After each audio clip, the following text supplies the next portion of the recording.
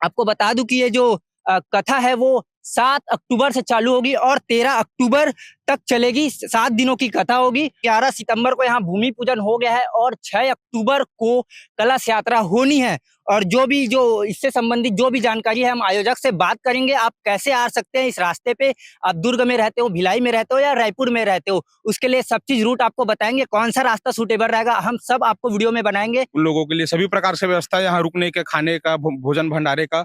चूंकि मैदानी इलाका है, सड़क भी हमने देखा कि उबड़ खाबड़ थी, तो बारिश को लेकर जो चुनौती होगी, बारिश होगी तो उसको लेकर क्या तैयारियां है, क्या व्यवस्था? तस्वीरों में जो आप पंडाल देख रहे हैं वो एक बड़े आयोजन की तैयारी है। जी हाँ, एक बार फिर से छत्तीसगढ़ में पंडित प्रदीप नारायण मिश्रा जी आ रहे हैं। एक बार फिर से दुर्ग जिले में पंडित प्रदीप नारायण मिश्रा जी का आगमन हो रहा है। इस बार आगमन कहाँ हो रहा है? इस बार आगमन हो रहा है दुर्ग जिले के अहिवारा विधानसभा क्षेत्र के कोड़िया गांव में। और ये जो जगह का नाम है, कथा स्थल का नाम है वो स्वशंभू शिव धाम कोड़िया है। अगर आप कथा स्थल पर आना चाहते हैं तो दुर्ग से धमधा रोड से आते हुए लगभग आपको 15 किलोमीटर पड़ेगा और हमारे भिलाई जुनवानी से लगभग, हमारे ऑफिस से लगभग ये 20 किलोमीटर की दूरी पर है।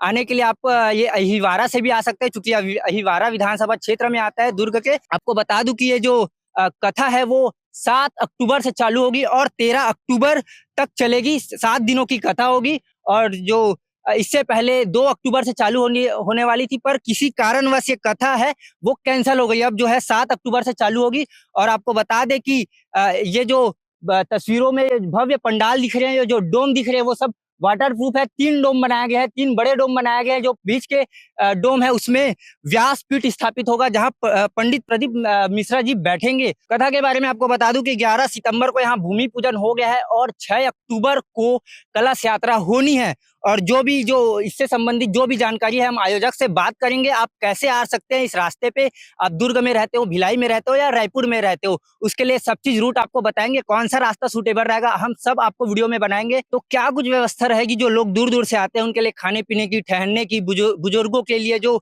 लगभग बच्चे और बुजुर्ग जो चल नहीं पाते उनके लिए क्या व्यवस्था समितियों के द्वारा की गई है। और जो लोग दूर से आते हैं, इसके साथ साथ जो लोग यहाँ रुकना चाहते हैं उनके लिए भी कुछ व्यवस्था की गई है। ये सब हम आयोजक समिति से बात करेंगे, तो आप वीडियो में बने रहिएगा। आप देख सकते हैं कि ये पंडाल है, उसका आयोजन अभी चल रहा है। लगभग पंडाल जो हमें जानकारी मिली है, सागर से जो टीम है वो पंडाल बनाने के लिए आई है। और जो भी कुछ जानकारी सामने आएगी समिति की तरफ से हम आप तक उसको पहुंचाएंगे, तो वीडियो में बने रहिए। तो हमारे साथ समिति के लोग हैं, उनसे बातचीत करेंगे। तो क्या नाम है भाई साहब? मेरा नाम आकाश ताम्रकार है। तो क्या कुछ व्यवस्था है इस पंडाल को लेकर, व्यवस्था को लेकर, जो पंडित प्रदीप नारायण मिश्रा जी आ रहे हैं? जी, व्यवस्था तो हम लोग सभी लोगों के लिए कर रहे हैं। जितने भी श्रद्धालु आएंगे उन लोगों के लिए सभी प्रकार से व्यवस्था है, यहाँ रुकने के, खाने का, भोजन भंडारे का। और जो भक्त दूर दूर से आते हैं रुकने के लिए, उन लोगों के लिए जो व्यवस्था है वो कुछ लोगों का क्या रहता है कि हम लोग पास में रुके, इस प्रकार से रहता है। तो यहाँ पंडाल में रुकने की भी व्यवस्था है और सभी प्रकार की व्यवस्था उन लोगों के लिए किया जा रहा है। तो पहले जो प्रदीप मिश्रा जी आने वाले थे उसमें डेट को लेकर चेंज हुआ था, क्या क्या कारण रहा है जो 2 अक्टूबर से 7 अक्टूबर हो गया? जी, पहले 2 से 8 अक्टूबर था, लेकिन अब कार्यक्रम को जिस दिन भूमि पूजन हुआ उस दिन कार्यक्रम का डेट था वो अब 7 से 13 हो गया है। तो फाइनली कार्यक्रम 7 से 13 को ही होगा। और मैं सभी क्षेत्रवासी को, आसपास के जितने इस चैनल से जुड़े हुए हैं सभी लोगों को आमंत्रण देना चाहता हूँ कि जितना ज़्यादा से ज़्यादा संख्या में हो सके गुरुजी के कथा को सुनने के लिए यहाँ बिल्कुल आप सभी आमंत्रित है, सब आइएगा। अर्जी कितने दिन पहले लगाए थे? लगभग 1.5 साल पहले हम लोग गए थे। 1.5 साल पहले। जी। पार्किंग को लेकर क्या व्यवस्था है? पार्किंग का जो व्यवस्था है वो मेन जगह जो वो 5 जगह किया गया है। जो दुर्ग मुख्य रोड से आएंगे उन लोगों के लिए कोड़िया में किया गया है। और जो इधर धमधा बेमेतरा रोड से आएंगे उन लोगों के लिए मेडेसरा गांव में किया गया है। और जो इधर रायपुर अहिवारा से जो आएंगे उन लोगों के लिए जो पार्किंग की व्यवस्था है वो पोठिया में किया गया है। और आसपास के जितने ग्राउंड है और यहाँ से पार्किंग का जो जितने भी ग्राउंड है वो लगभग 300 से 400 मीटर की डिफरेंस में है, ज्यादा दूर नहीं है। तो वहाँ पार्किंग का जो मैदान है वो लगभग सब मैदान 10 से 15 एकड़ के उन लोगों का जो स्पेस है वो है। तो आराम से वहाँ पार्किंग किया जा सकता है। मन देखा जाता है कि पंडित प्रदीप नारायण मिश्रा को सुनने के लिए लोग दूर दूर से आते हैं, बाहर के राज्य से आते हैं, तो उनके लिए भंडारे के लिए, खाने के लिए और ठहरने के लिए क्या क्या व्यवस्था है? उन लोगों के लिए रुकने के लिए पंडाल में व्यवस्था है और भोजन भंडारा का भी व्यवस्था यहाँ पे किया गया है। और उन लोगों के रुकने का जो व्यवस्था है वो यहाँ पंडाल में ही रहेगा। जी। और जो लोग बाहर से आके भंडारा कराना चाहते हैं उनके लिए? उन लोगों के लिए विशेष व्यवस्था किया गया है कि जो अपना हमारा जो समिति का जो भंडारा होगा और जो बाहर से जो लोग आके भंडारा करते हैं, तो जितने भी जो भंडारा है, कई लोगों को क्या रहता है कि बिस्किट अपना पैकेट में लाके बांटते हैं, तो यहाँ कथा पंडाल में किसी प्रकार का कोई चीज बांटने का परमिशन नहीं रहेगा। वो केवल भंडारे की जगह में एक जो है जो भी खाने पीने का जो आइटम है वो केवल भंडारे की जगह में बांटने का रहेगा। क्योंकि कोरिया थोड़ा आउटर में है, तो लोग जानना चाहते हैं कि जो दुर्ग से आने वाले हैं, भिलाई से आने वाले हैं, राजनांदगांव से आने वाले हैं, उनके लिए जी, क्या जी। कुछ रूट है, क्या शॉर्टकट रास्ता है? जी, दुर्ग से जो अपना बेमेतरा रोड है, वहाँ से दुर्ग से 18 किलोमीटर के डिफरेंस में है और इधर धमधा से 15-16 किलोमीटर के डिफरेंस में है। और आप जैसे राजनांदगांव साइड से आते हो तो राजनांदगांव से आप डायरेक्ट खैरागढ़ होके यहाँ आ सकते हो या तो दुर्ग होके यहाँ आ सकते हो।